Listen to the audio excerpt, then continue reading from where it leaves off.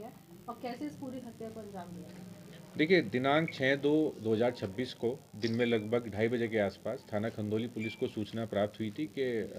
Express way के side में जो ड्रेनेज के लिए नालियां होती हैं, वहाँ पे एक कंबल में एक महिला का शव रखा हुआ है, लिपटा हुआ। उसी क्रम में थाने की टीम वे सभी जितने भी संबंधित एसीपी और जितने भी अधिकारी, हम सबके द्वारा मौके का निरीक्षण किया गया। फील्ड यूनिट को बुलाकर साक्ष्य एकत्रित किए गए और चूंकि कोई भी साक्ष्य उपलब्ध नहीं था, एक ब्लाइंड केस था, उसके लिए तत्काल ही 4 टीमों का गठन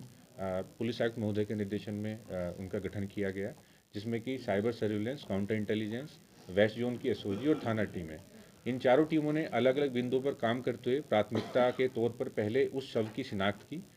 जो कि जिसके लिए पहले एआई की मदद से उसके चेहरे को ठीक किया गया और उसे अलग अलग प्लेटफॉर्म्स पर अलग अलग माध्यमों से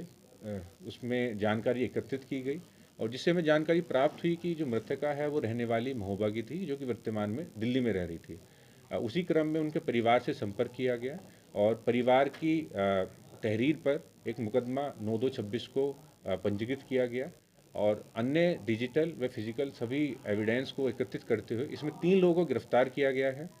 इसमें जो मुख्य अभियुक्त हैं वो सनी हैं। सनी पिछले 3-4 साल से मृतके के साथ लिव इन में दिल्ली में रह रहे थे और जो मुख्य अभियुक्त है, इनका किसी और महिला से भी संबंध था, जिसका कि अक्सर मृतका विरोध करती थी। उसी क्रम में इनके द्वारा जो मृतका है,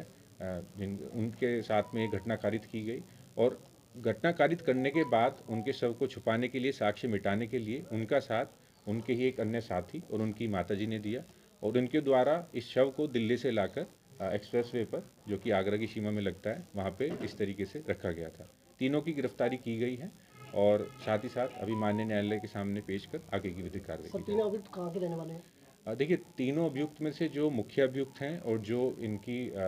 माता हैं, ये मूलतः कानपुर के रहने वाले हैं और ये काफ़ी समय से दिल्ली में बुराड़ी क्षेत्र में रहते थे और जो अन्य अभियुक्त है वो भी अभी बुराड़ी में ही इनके साथ ही रहते थे।